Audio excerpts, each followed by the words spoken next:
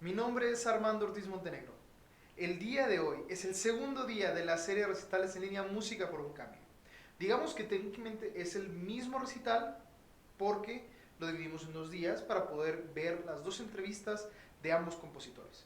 Recordemos que sí va a ser por semana, 2 recitales por intérprete o por intérpretes, uno dedicado a la música de compositoras y compositores mexicanos y el otro dedicado a la música de compositoras o compositores afrodescendientes. El día de hoy yo tengo el privilegio y el honor de poder interpretar la obra Untitled para violín solo del compositor Anthony Green. Más aparte una entrevista increíble que no se la pueden perder. Espero que lo disfruten el día de hoy, espero que estén muy emocionados como yo por seguir. Estamos arrancando apenas esta serie de recitales. Entonces, gracias a todos ustedes por estar aquí. No olviden donar, no olviden hacer su cuenta de PayPal para donar a Racismo MX y Castle of Ortiz. Entonces, comenzamos.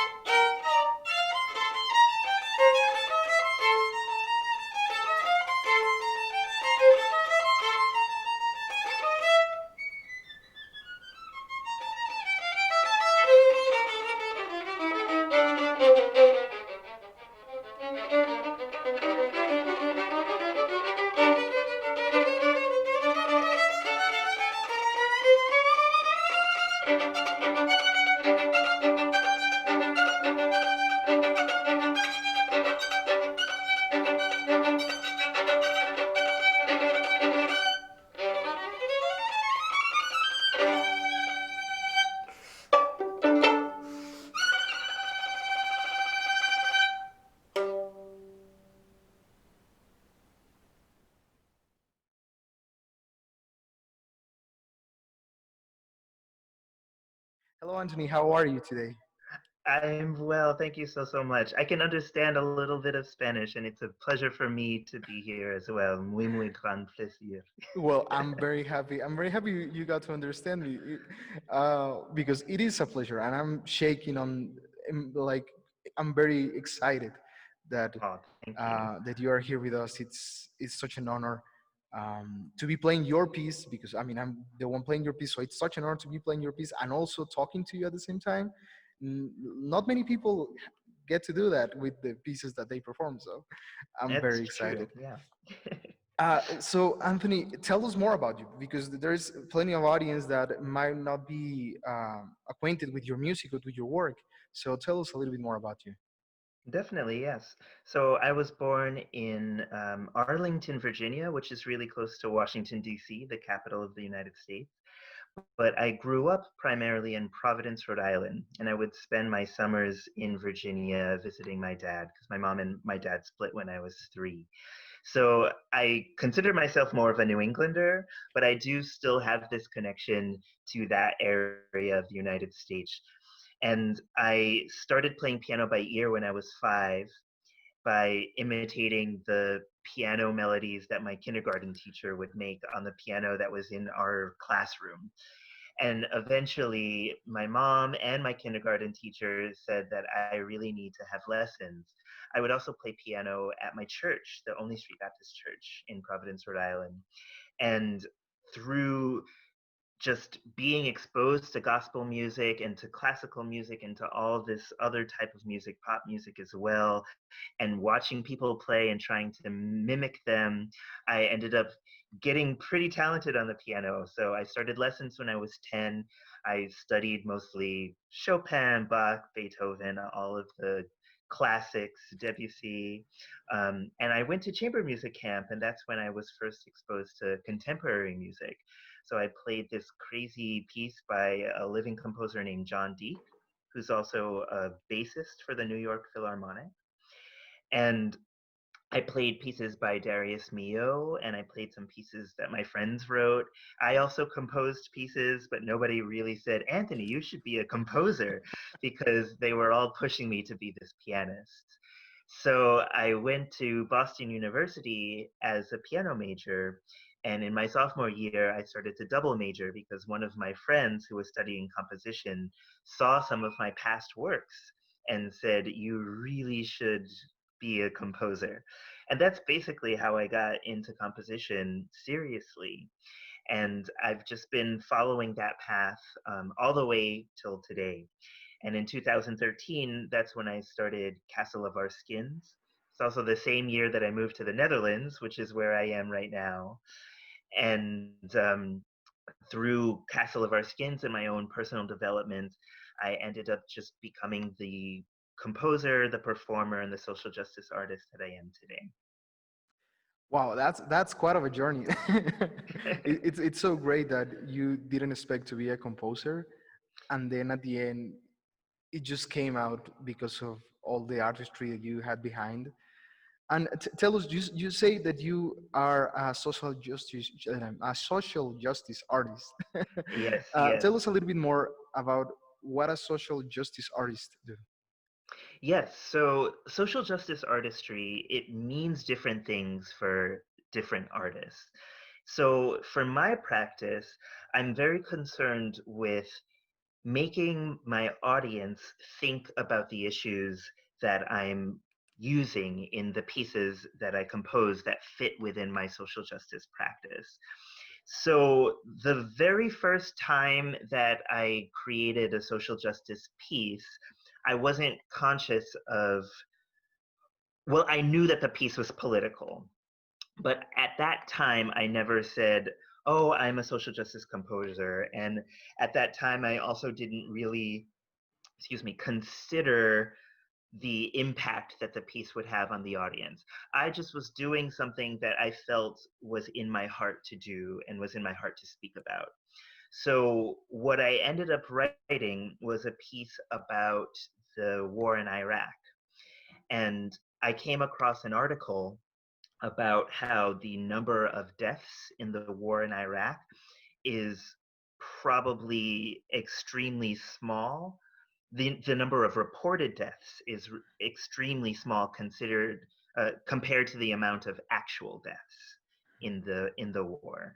And it's really weird for me to even say something like this right now, because now we're having arguments about the number of reported deaths from coronavirus in the United States being much smaller than the number of actual deaths from coronavirus, right? So these types of political ploys in reporting deaths are still happening, right? More than 15 years later. So when I came across this article, it struck me so much. But then I came across a blog written by just a citizen in Afghanistan named, sorry, in Iraq named Khaled. That was his blogger name. And he talked about waking up one morning because a landmine exploded near to his house, and shrapnel was in his house, and somebody was sleeping on the roof and got shrapnel from the explosion. His door was dented, his windows were broken, but he and his family were safe. But there was an American soldier who died in the attack, and his death was probably among the deaths that weren't reported. It was a really interesting blog. And then in high school, I wrote quite a lot of poetry.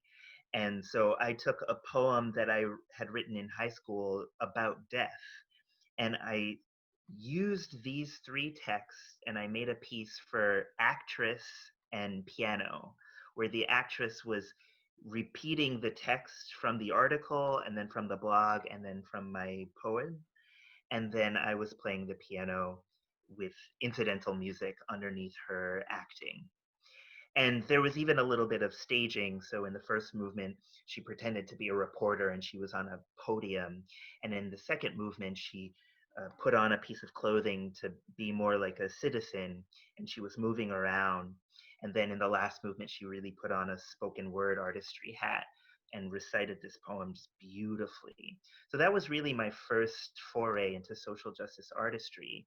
And I knew that I wanted my audience to think about all of those different texts and put together this holistic picture, not just about death, but how death plays a role in war, and specifically in the Iraq War. So after that, I wrote this piece about the first World Trade Center bombing, which was my response to 9/11, because I always thought that most of the pieces that were created in response to 9/11, they were just pretty pieces of music, usually very slow, usually very sentimental.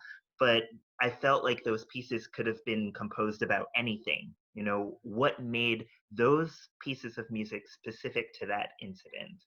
So that's why I decided, hey, I'm going to use the same technique. I found articles and theories and personal stories about the very, very first World Trade Center bombing. And there were some texts that alluded to a future bombing. And that's why that piece was my response to 9/11. And it made the audiences think so, so much. There were even some very political articles and political texts that I included in this about how Bush included money for the victims of the, the Oklahoma City bombing in his disaster relief bill, but didn't include money for victims from the first World Trade Center bombing. Yeah, just ridiculous stuff. So for me, using those two pieces as a foundation, in 2017, I decided to publicly embrace my social justice artist practice. And I looked back on the past pieces that I had composed, and I made this declaration that whenever I compose a piece related to social justice, my intention is to make my audiences consider and question and think about what they had just heard, think about the topic, hopefully do more research, and know that music can have the ability to share these messages and share these stories and enact change. Wow. there there is I can't believe how much things are involved in being a social justice artist. Yeah. It's impressive that the work is basically giving a very meaningful voice to music, and that voice being the voice of questioning and the voice of protesting. Yeah, I think I'm saying it right. Yeah. Having a protest, and wow. And speaking of this, you said that music and being an artist can affect the social, um, the society, can affect the Change. society, yeah, the Yeah, social yeah. change. How Yeah. much or how you think music does this?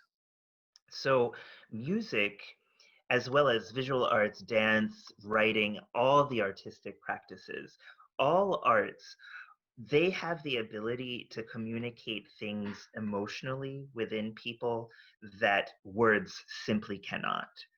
You know, when Black people were enslaved in the United States, what did they do to keep up their morale? They sang in the fields. They used their bodies as drums because their masters took their drums away from them. They sang, they danced, they participated in artistic practices, right? They even had these secret meetings in the woods where they would get together, just talk, make music, laugh, dance, and sing.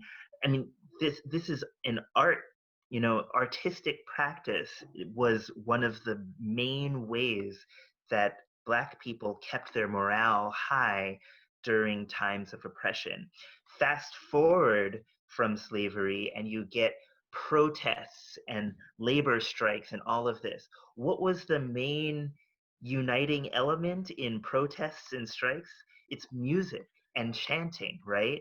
People would get together and sing, you know, I'm on the battlefield, right? They would sing stuff like that. They would sing, if I had a hammer, I'd hammer in the morning, I'd hammer out justice, right? They would sing these songs. Um, so many protest songs. And when Black people marched in Selma to demand the right to vote, they were singing, you know, I don't get no ways tired. They were singing so many songs, and they were chanting, and some were even marching in rhythm, right? This is art. This is an artistic practice, and art and music is what people use to keep up their morals, but it's also used to convey very complicated messages and complicated feelings in order to enact social change, or in order to get yourself emotionally prepared to do the work that's required for social change.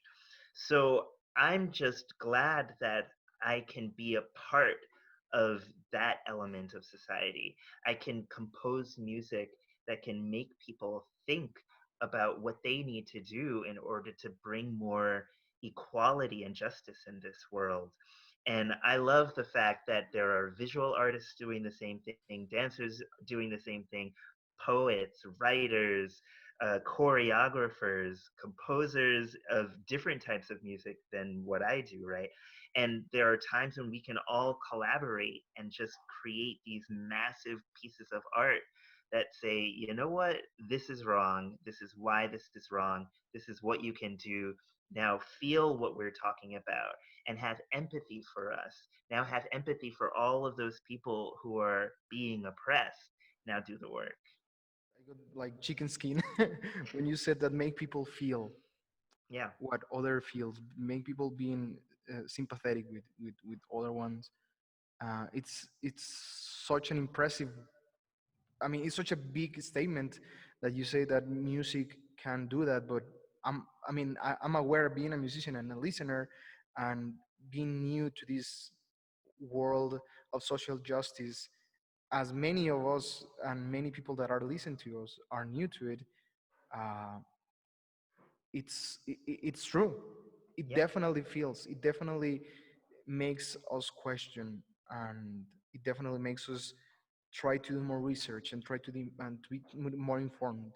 What do you think we as people, as artists, listeners, or musicians, or any type of artist, need to do in order to keep achieving change? And Yeah. like right now in the society as where it's right now, uh, where do you think we need to focus that change on? Yeah. So I would say the most important thing to do is to listen to the people speaking up about their injustices and the injustices of their people. of course, much of these voices represent um, Black, Indigenous, Latinx, people of color. And one of the best platforms to do this, I'm not the biggest advocate of spending all day on social media, but on Instagram, there are a number of accounts such as Composing is Racist, Opera is Racist, um, Design is Racist.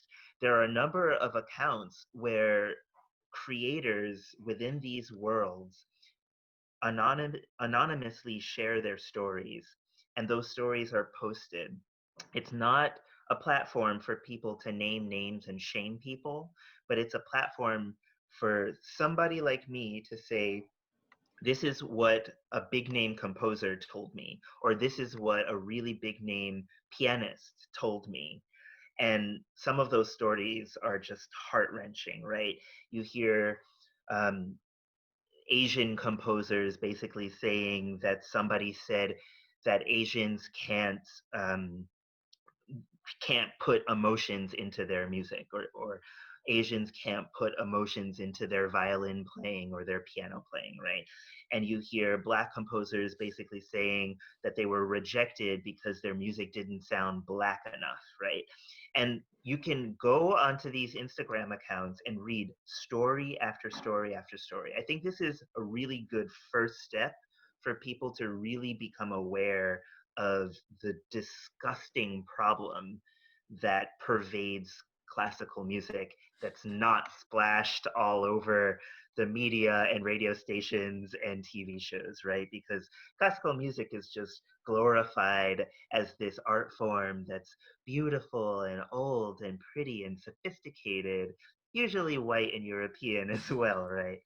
Um, and yeah, that's a part of the classical music world, but there's so much more to it. There's an ugly side, and then there's a beautiful side that's hidden because that beauty comes from Black and Brown and Indigenous and Latinx makers, right?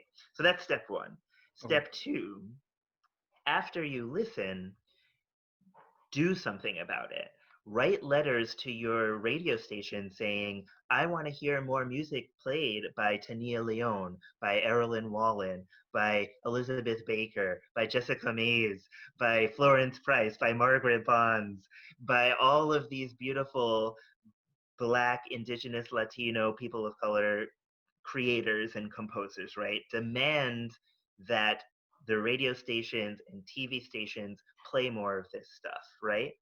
But how can we make those demands if we don't even know what's out there, right? yeah. So we also have to just do personal research on our own. We have to Google Black composers, Latino composers, Mexican composers, South American composers, Brazilian composers, right?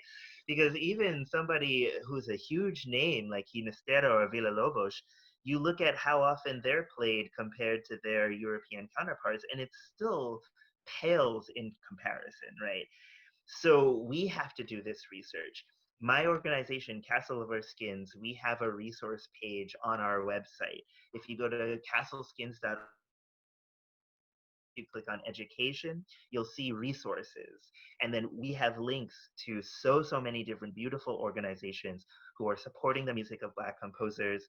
And people can just use that resource page as a good starting point. Those two steps, I'm definitely gonna encourage the people listening to us to definitely do them. Like, you can do your own research, as I have done my research on developing this series, and you can do something. Like, definitely, it's a two-part deal, and I'm gonna join that with what you said, that listening to people that wants to speak, and actually giving the importance that those messages, that those voices have. It's a very important thing for us as society, not only in the artist world, because the artist world is huge and we can spend countless hours trying to find specific points where we need to change, but as human beings, Yeah. I think what your message as a composer, as an artist, as as a person, and other people that are doing the same thing that you are doing is basically asking everyone else to listen. And I mean, my voice is just cracking because it's so powerful, that message. um, and I'm very Well, thankful that's for your good. work, definitely. Oh, thank you. Thank you for having me, and thank you for your support too.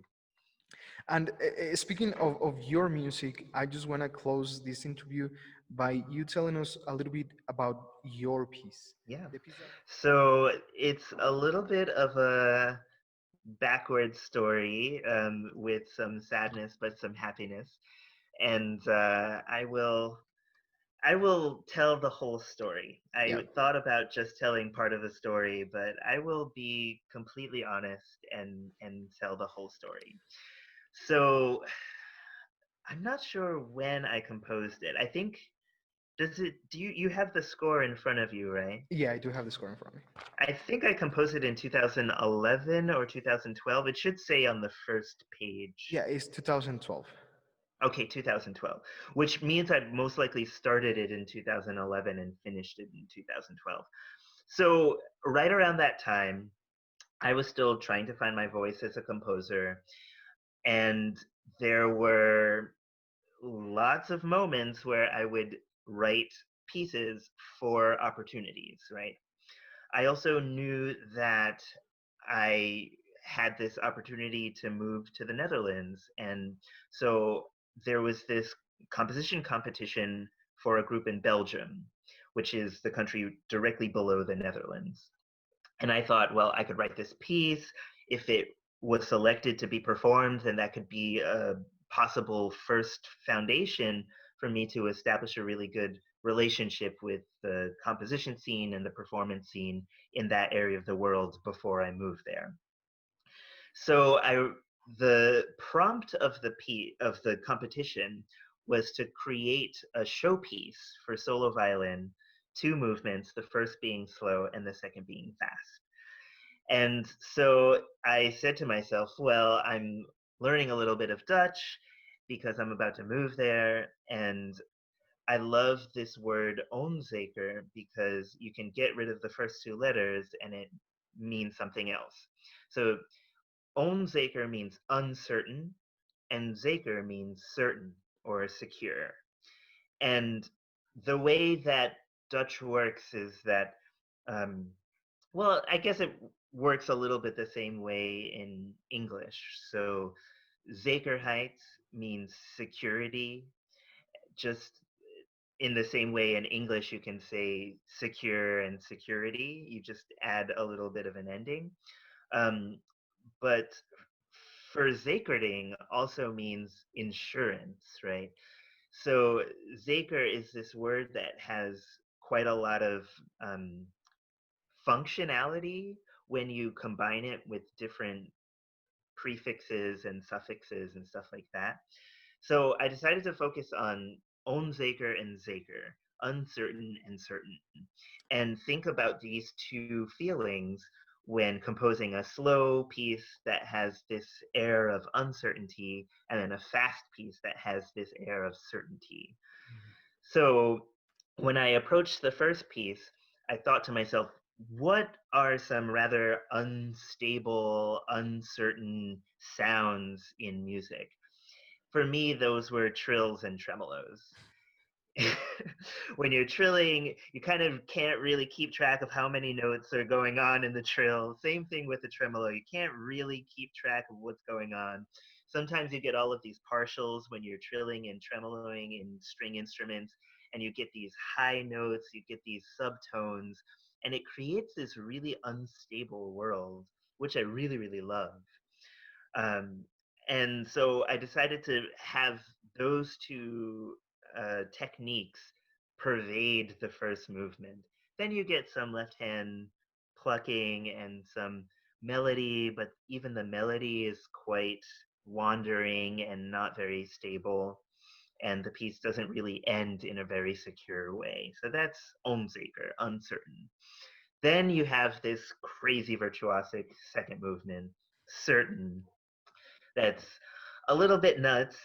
It's very contrapuntal, and for me, growing up studying composition, I always thought that counterpoint was synonymous with confidence. You know, when you're sure about your own use of counterpoint, then you are secure in your abilities as a composer.